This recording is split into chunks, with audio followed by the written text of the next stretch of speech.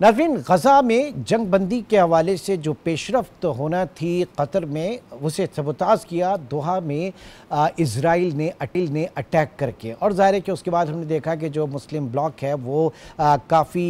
तशवीश का शिकार है, काफ़ी परेशान है। और इस वक्त ख़ुद इज़राइल अमेरिका की खामोश हिमायत पर पूरी दुनिया के अमन के लिए एक बहुत बड़ा ख़तरा बन चुका है। यहाँ पर जो है यूनाइटेड नेशन की सिक्योरिटी काउंसिल, उसका भी इजलास हुआ, उसका किरदार, और फिर जो अपकमिंग इजलास है OIC का, उसको भी इंतहाई अहम कहा जा रहा है। इन इजलास में अब तक की जो इत्तलात हैं वो तमाम मुल्क जो हैं वो ये कह रहे हैं कि हम भरपूर कार्रवाई का इंदिया दिया जाएगा और इसराइल के ख़िलाफ़ जो है वो एक भरपूर कार्रवाई की जाएगी। लेकिन देखना यह है कि ये भरपूर कार्रवाई वाकई कोई कार्रवाई होती है या फिर मज़ीद कोई एक और करारदाद की हद तक महदूद हो जाती है। इन तमाम मामलात के ऊपर मैं बात करूंगा। सीनियर सहाफ़ी और तज्ज़ियाकार मंसूर जाफ़र हमारे साथ मौजूद है। बहुत शुक्रिया मंसूर जाफ़र साहब आपके वक्त का। सबसे पहले तो जानना चाहेंगे कि अब ये जो हालात तेज़ी से बदले हैं और जो इजरायली जारियत है, बज़ाहिर ऐसा लग रहा है कि शायद अब वो अमरीका के भी कंट्रोल में नहीं है। किस तरह से देख रहे हैं आप इन हालात को? जी बहुत शुक्रिया। मैं समझता हूँ जी ये सारी जो डेवलपमेंट पिछले तकरीबन 3-4 दिन की है, ये जिस अंदाज से इसराइल ने आउट ऑफ प्रपोर्शन ब्लो किया है, और बिलखुसूस एक ऐसे मुल्क को कि जिसकी एक बड़ी इंटरनेशनल डिप्लोमेसी में साख, मीडिएशन और इसी तरीके से उसका सॉफ्ट इमेज, स्पोर्ट्स, मीडिया का मैदान, तो उसको एक लिहाज से इंस्टिगेट किया है, उकसाया है कि वो एक भरपूर जवाबी वार जो है वो करे। लेकिन मैं समझता हूँ कि इस वक्त जो इमीडिएट इजलास बुलवाया गया है अरब इस्लामिक समिट, वो इस कज़िये का मैं समझता हूँ जो अर्जेंसी है उसको भी आइडेंटिफाई करता है, और अरब और इस्लामी दुनिया का वो कंसर्न कि जिस तरीके से उन्होंने इमीडिएटली सऊदी अरब से लेके UAE और पाकिस्तान की जो क़यादत है वो कतर की हुकूमत के गिर्द रैली हुई और उन्होंने अपना शो ऑफ सॉलिडारिटी उनके साथ जाहिर किया। और उसके साथ साथ इस इजलास का जो भी प्रिपरेटरी सेशन इस वक्त जारी है, by the time we speak, उसमें जो कल इजलास बाकायदा होने जा रहा है, उसमें मंजूर की जाने वाली जो करारदाद है, जो एक मुत्तफ़क़ा मुत्तहिदा मौक़िफ़ है, उस पर एक थ्रेड बेयर डिस्कशन और निगोशिएशन जारी हैं। अगरचे जो माजी का ट्रैक रिकॉर्ड देखते हुए और ख़ास तौर पे ओवरऑल मैंने जैसे अर्ज़ किया कि कतर की जो अपनी एक जो पर्टिकुलर सिचुएशन है उसको देखते हुए कोई एक मिलिट्री रिस्पांस तो शायद हम नहीं देख रहे, लेकिन मैं समझता हूँ उसके पैरेलल कोई एक्टिविटीज़ जो है वो यकीनन वो क्या हो सकती है सर, वो क्या हो सकती है? क्या वो तेल की बंदिश हो सकती है, ऑयल सप्लाई जो है वो बंदिश हो सकती है, इकोनॉमिक जो है वो बाइकॉट हो सकता है, या फिर सफारतकारी के जो मामलात हैं वो मुअत्तल करने के हवाले से बात हो सकती है? वो होगा क्या?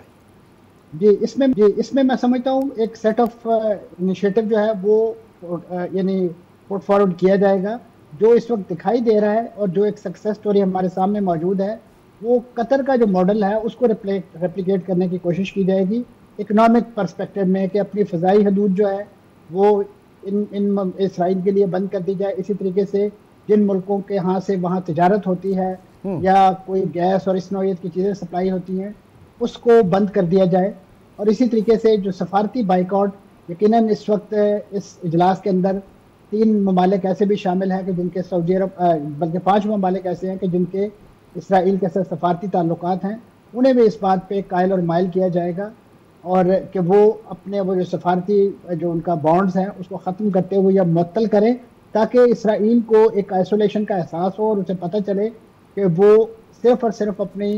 अमेरिकन सरपरस्ती और वहाँ से मिलने वाले असले और गोले बारूद के जोर पर जो है उसको बुली नहीं कर सकता। क्योंकि ये कंसर्न इस वक्त अरब दुनिया के अंदर पाया जा रहा है, ख़ासतौर पे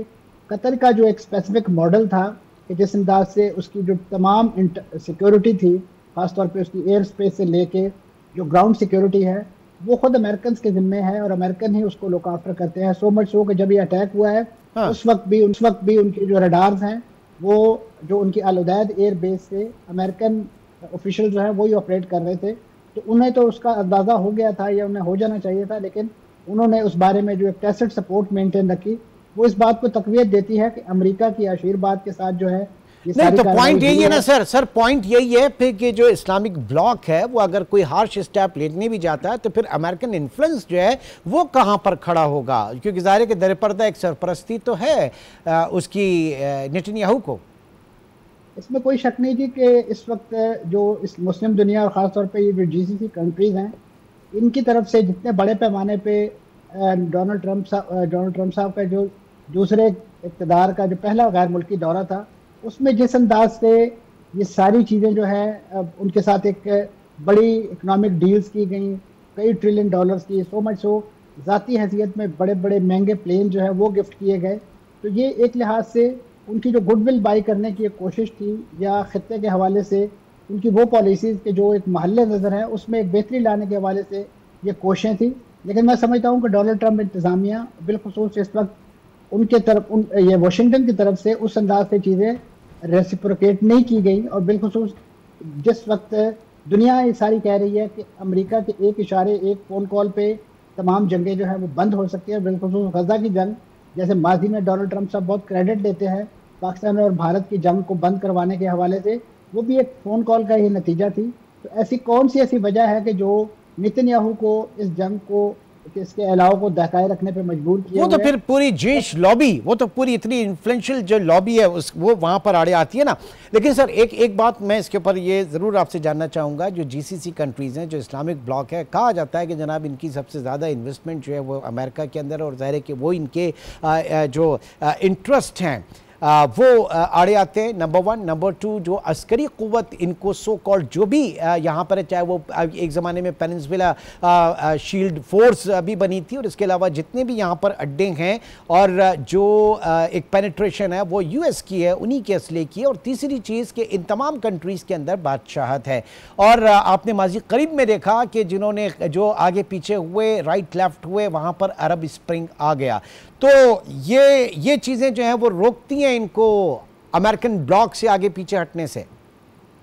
इसमें कोई शक नहीं, जो इनकी यानी मारूजी हालात है अरब दुनिया के, बिलखुसूस जहाँ पे एक मुतलकुल अनान हुक्मरान हैं, किंगडम है, शेखडम है या सल्तनत हैं, क्योंकि इन तमाम जगहों पे हर चीज़ जो है वो रावी चैन नहीं लिखता। उनके इर्द गिर्द भी ऐसे लोग मौजूद हैं कि जो उनके उस इक़्तिदार के हवाले से भी ख़तरा हो सकते हैं। वो रॉयल फैमिली के अपने लोग भी हैं। उर्दन के अंदर एक बगावत की कैफियत आपके सामने है। इसी तरीके से दीगर मुल्कों के अंदर भी जो है इसी नौइयत के ख़तरात जो हैं वो हर वक्त मौजूद रहते हैं, और वो मजबूर हैं इस हवाले से कि वो अमेरिकन इंटेलिजेंस या जो बैनुल-अक़वामी इंटेलिजेंस एजेंसियाँ हैं उनके ज़रिए अपना इक़्तिदार या अपना जो सेटअप है उसको मजबूत रख सकें। तो लिहाजा ये डिपेंडेंसी, लेकिन इसकी कॉस्ट जो है, अगर उनके कैपिटल्स, उनके लीडरशिप और उनके सियासी और अस्करी क़यादत को हिट करके बनना ही है, तो मैं समझता हूँ कि फिर इस वक्त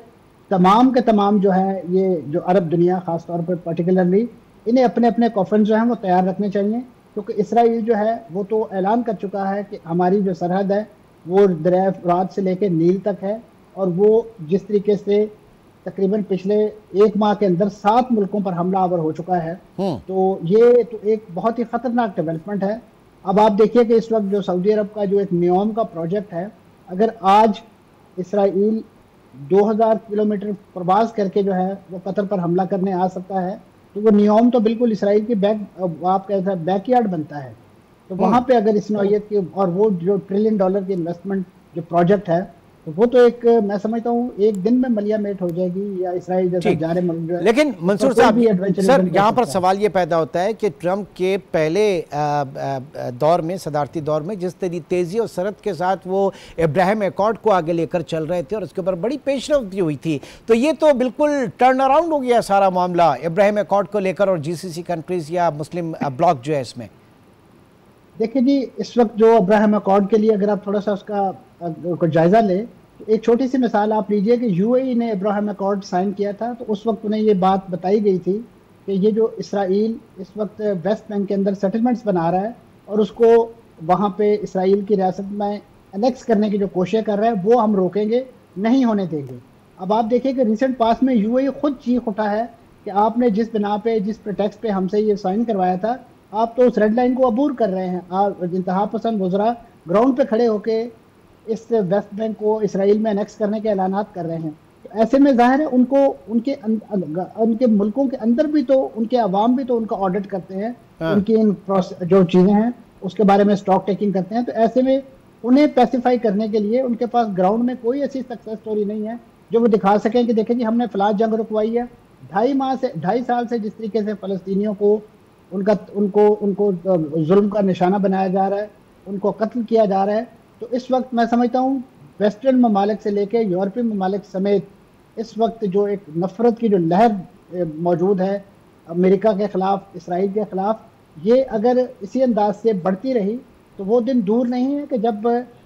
जैसे अब आपको अमेरिकन कैंपसेस में वो एहतजाज नज़र आता है, तो कल को ये कहीं खलीजी ममालिक के अंदर भी इस नौइयत की चीज़ जो है, जिसकी तरफ आपने भी इशारा किया कि माजी में वो एक अरब बहार की सूरत में फ्लैश कर गई, तो अब आप उसका अंदाज़ा लगा सकते हैं कि इस वक्त दुनिया में जो यूथ है, जिसे जी जनरेशन कहते हैं, वो किस अंदाज से अपने अपने जो दलिद्दत दूर करने के लिए क्या इंतहाई मितगाम। नेपाल की मिसाल हमारे सामने है, बांग्लादेश की मिसाल हमारे सामने है।